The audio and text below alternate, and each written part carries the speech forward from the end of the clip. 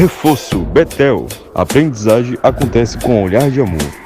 E Prefeita Betinha Magalhães oferecem Jornal Mundial.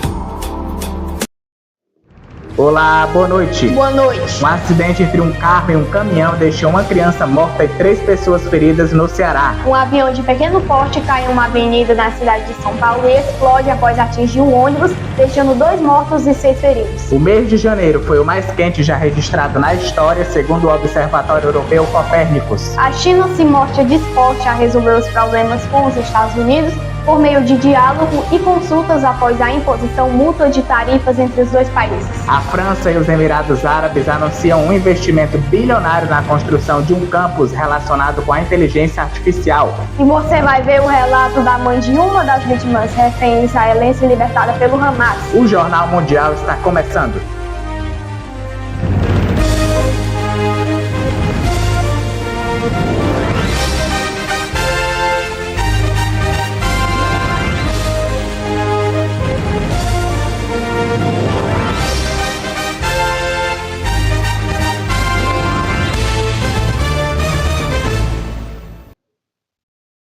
Na noite de ontem, um grave acidente foi registrado na CE 362, nas proximidades do município de Senador Sá, no estado do Ceará. A colisão envolveu um carro de passeio e um caminhão, resultando em múltiplas vítimas. Equipes de resgate foram acionadas para prestar socorro aos feridos, que foram encaminhados ao hospital mais próximo. Infelizmente, uma criança identificada como Heitor, de apenas 7 anos, não resistiu aos ferimentos e faleceu no hospital de Senador Sá.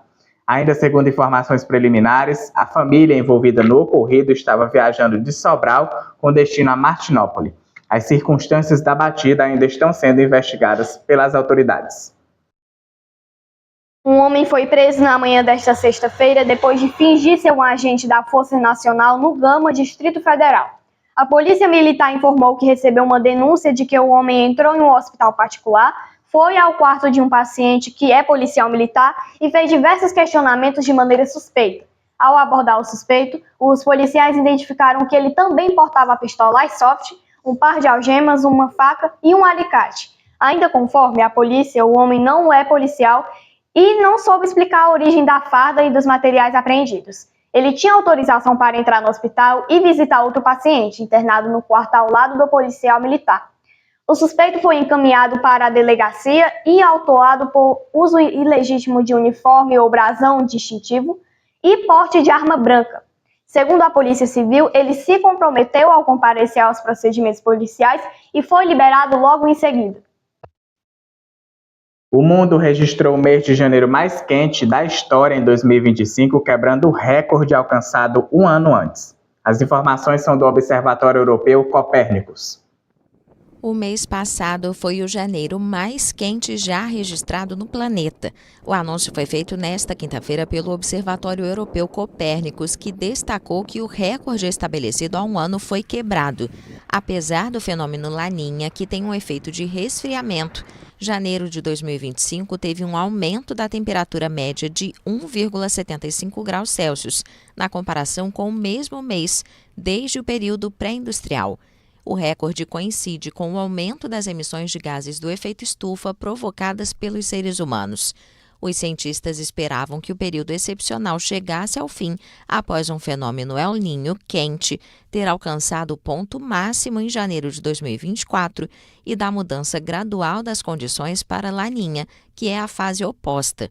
Mas o calor prossegue em nível recorde ou quase desde então, o que gerou um debate entre os cientistas sobre quais outros fatores poderiam estar impulsionando o aquecimento para o extremo superior das expectativas. No mês passado, o Copérnicos afirmou que as temperaturas médias globais de 2023 e 2024 superaram 1,5 graus pela primeira vez. Os números não representam uma ruptura permanente do objetivo de aquecimento a longo prazo, de 1,5 graus sob o Acordo do Clima de Paris, mas é um sinal claro de que o limite está próximo. Os cientistas alertam que cada fração de grau de aquecimento acima de 1,5 graus aumenta a intensidade e a frequência de eventos climáticos extremos, como ondas de calor, chuvas intensas e secas. Um avião de pequeno porte da empresa King Air caiu em uma avenida na Barra Funda, zona oeste de São Paulo, bateu em um ônibus e deixou 2 mortos. O número de feridos são 6. 2 pessoas morreram na manhã desta sexta-feira após a queda de um avião de pequeno porte numa avenida movimentada da cidade de São Paulo, segundo informou o Corpo de Bombeiros. Os falecidos são o piloto da aeronave e um dos passageiros que viajava na aeronave, segundo disse o capitão Ronaldo Melo. O acidente também deixou 6 feridos leves, 5 deles em um ponto de ônibus. O 6º ferido é um motociclista que trafegava pela região no momento do impacto.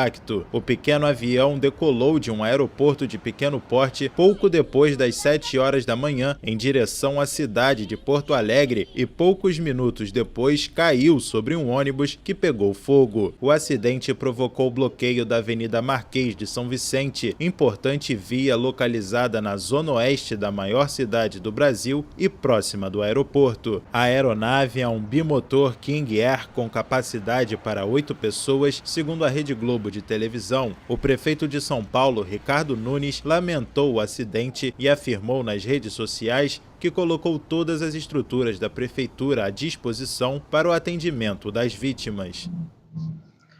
Veja daqui a pouco, a China se mostra disposta a resolver os problemas com os Estados Unidos por meio de diálogo e consultas. E o relato da mãe de uma das vítimas feita de refém e libertada pelo Hamas durante o acordo de cessar-fogo.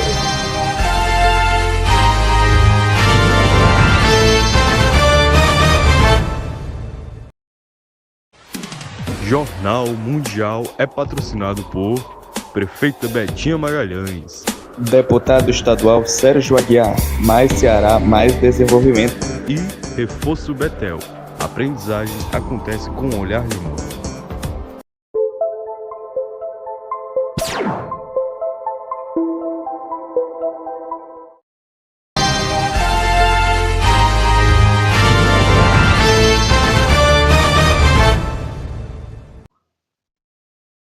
O governo da China informou nesta quinta-feira que está disposto a resolver seus problemas com os Estados Unidos por meio de consultas e diálogo. O anúncio foi feito após a imposição mútua de tarifas entre os 2 países. A China informou nesta quinta-feira que está disposta a resolver seus problemas com os Estados Unidos por meio de diálogo e consultas após a imposição mútua de tarifas entre os 2 países. O porta-voz do Ministério do Comércio da China afirmou em entrevista coletiva que Pequim busca trabalhar com outros países para enfrentar conjuntamente os desafios do unilateralismo e do protecionismo comercial, a fim de salvaguardar o desenvolvimento ordenado e estável do comércio internacional. De acordo com o porta-voz, as tarifas dos Estados Unidos minam seriamente o sistema de comércio multilateral, perturbam a estabilidade das cadeias industriais e de suprimentos globais e exacerbam as tensões comerciais globais. Na quarta-feira passada, a China solicitou consultas com os Estados Unidos na Organização Mundial do Comércio sobre a imposição de tarifas de 10% sobre os produtos chineses, levando a guerra comercial em curso entre os 2 países para o órgão internacional de solução de controvérsias. O gigante asiático argumentou que a taxa e outras medidas da nova administração de Donald Trump não estão em conformidade com as obrigações dos Estados Unidos sob o Acordo Geral sobre Tarifas e Comércio, o predecessor da OMC. A abertura das consultas significa que ambos os lados agora têm a oportunidade de resolver a disputa por meio de negociações bilaterais nos próximos 60 dias. Após este período, as partes têm o direito de solicitar a formação de um painel da Organização Mundial do Comércio para resolver a disputa comercial, embora a decisão do painel possa levar meses ou até anos. Enquanto isso, Trump disse na terça-feira que conversará com o presidente chinês Xi Jinping no momento certo, mas que não tem pressa. A China anunciou na terça-feira passada que implementará tarifas de 10% a 15% sobre determinados produtos provenientes dos Estados Unidos a partir de 10 de fevereiro, em retaliação aos americanos. O presidente da Argentina, Javier Milei, em muitas ocasiões se inspira em tomar medidas semelhantes às anunciadas pelo mandatário americano Donald Trump. Uma delas, recentemente, foi anunciar que vai retirar o país da OMS. A sabedoria popular ensina que a imitação é a forma mais sincera de admiração. E o presidente argentino Javier Milei deixou clara a sua por Donald Trump ao pegar emprestados vários pontos da agenda do bilionário americano. Na última quarta-feira, por exemplo, a Argentina anunciou que vai se retirar da Organização Mundial da Saúde, ecoando as repetidas reclamações de Trump sobre o que considera ser uma má gestão da pandemia. Estudiosos argentinos avaliam que a iniciativa é mais um sinal do retorno do país à política liderada pelo ex-presidente Carlos Menem na década de 1990, após a ditadura de alinhamento automático aos Estados Unidos. Esta não é a primeira vez que o presidente argentino segue os passos do americano. Assim como Trump, Milei é um cético em relação ao aquecimento global e, na campanha presidencial, afirmou que políticas que culpam os humanos pela mudança climática são falsas. Depois da reeleição de Trump em novembro, a Argentina se retirou das negociações climáticas da ONU no Azerbaijão, levantando temores de que Milei pudesse acompanhar o americano na retirada do Acordo de Paris sobre a redução das emissões de carbono. O presidente da Argentina também se manifestou contra a chamada ideologia woke, que afirmou ser a grande epidemia do nosso tempo. Ele também criticou o que chama de ideologia de gênero e proibiu a linguagem inclusiva de gênero em órgãos estatais. A chamada ideologia woke é um termo guarda-chuva que é a forma como setores conservadores da extrema-direita classificam medidas progressistas e de diversidade, o que também é atacado pelo presidente americano, que foca em grupos LGBT+. A forma como ambos usam as redes sociais também é parecida. Tanto Trump quanto Milei foram acusados de fomentar discurso de ódio e intolerância ao insultar críticos e opositores nas redes. Milei se alinha a Trump ao chamar a imprensa e os críticos de corruptos, uma linguagem que lembra a promessa do americano, no primeiro governo, de drenar o pântano, expressão para acabar com as elites de Washington. O presidente da Argentina também demonstrou um profundo interesse pelo judaísmo, estudou as escrituras da religião e é um ferrenho defensor de Israel. Durante uma visita à região no ano passado, anunciou planos de transferir a embaixada da Argentina de Tel Aviv para Jerusalém, como Trump fez em 2017 ao reconhecer Jerusalém como a capital do país. A França e os Emirados Árabes anunciaram nesta quinta-feira um investimento bilionário na construção de um campus e um grande centro de processamento de dados relacionado com a inteligência artificial no país europeu. Um fundo dos Emirados Árabes vai investir entre 30 bilhões e 50 bilhões de euros na construção de um campus e um grande centro de processamento de dados relacionado com a inteligência artificial na França. Esse valor equivale entre 180 bilhões de reais e 300 bilhões de reais.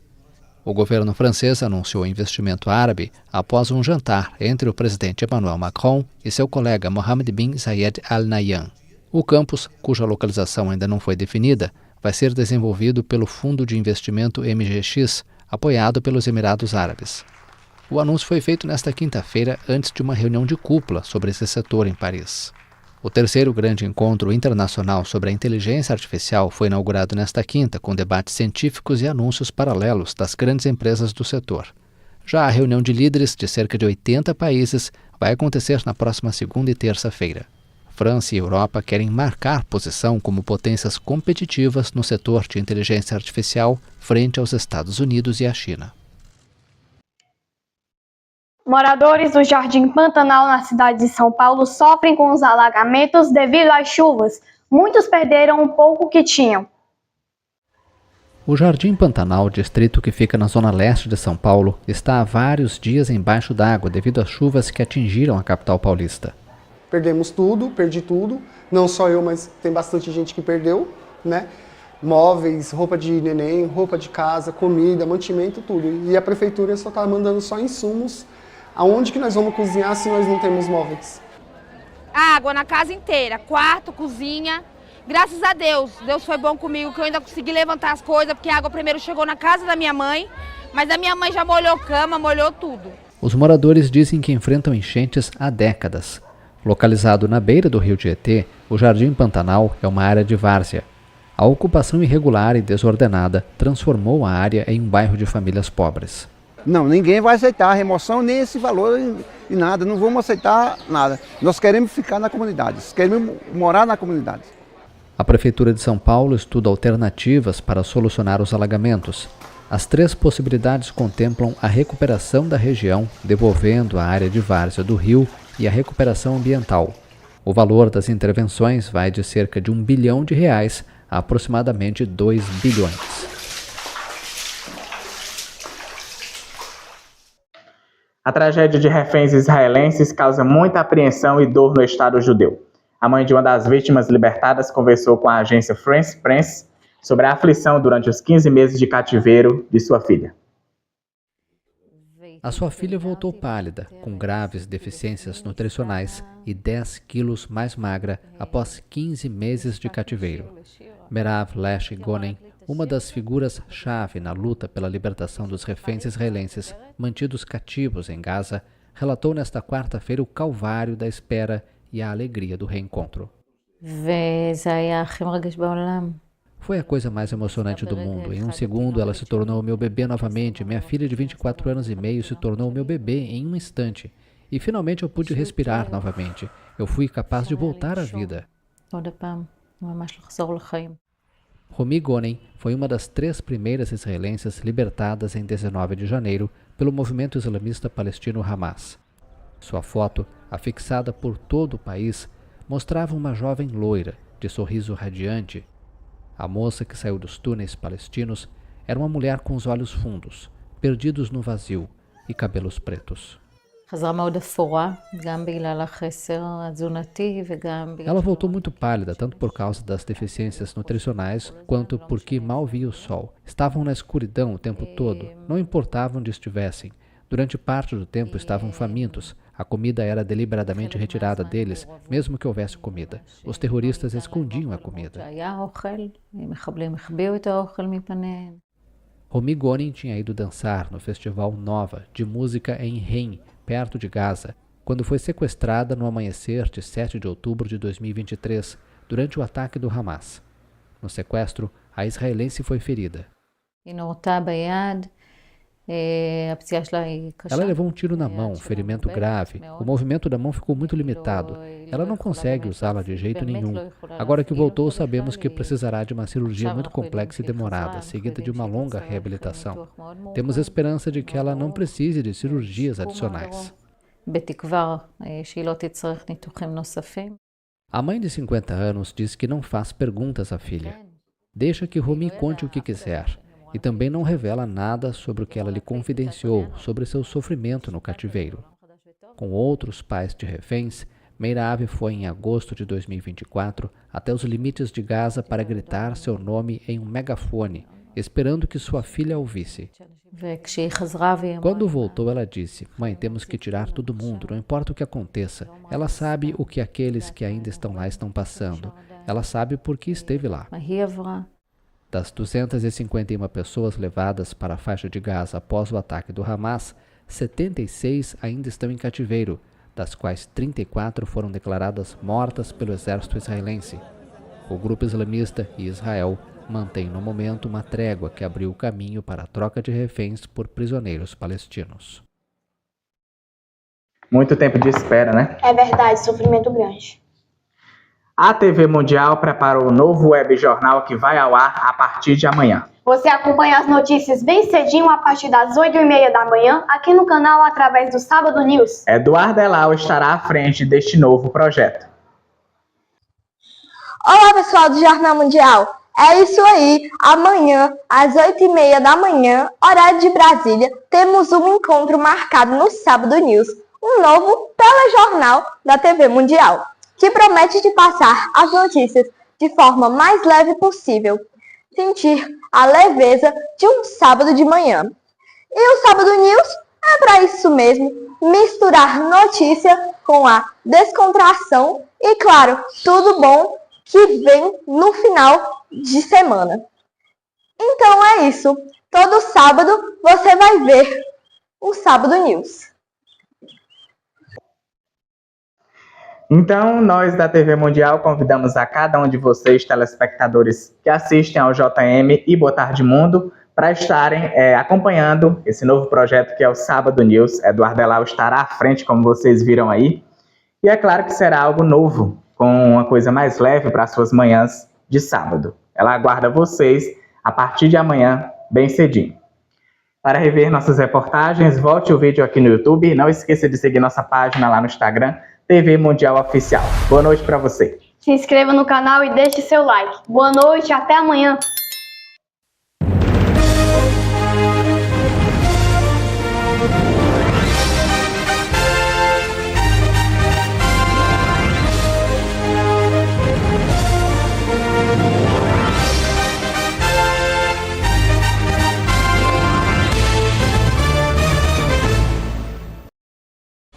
Jornal Mundial. Oferecimento: Deputado estadual Sérgio Aguiar, mais Ceará, mais desenvolvimento.